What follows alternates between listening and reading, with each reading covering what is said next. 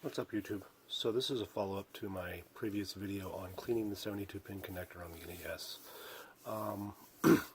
What I've done and what I've gone through in my previous video is removing the 72-pin connector and cleaning it and restoring it to factory spec by boiling it for 30 minutes, which is something I had found online, and you know, anything's worth a try. So I did that, and it doesn't seem to have helped. Some of my cartridges still don't work, which are the same cartridges that didn't work before I did it, and the same cartridges that did still do. So, you know, real quick, we'll show.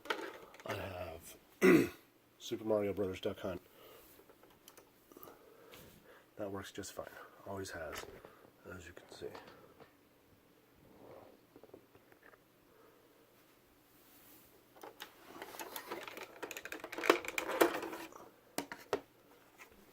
But if I put in Russian Attack,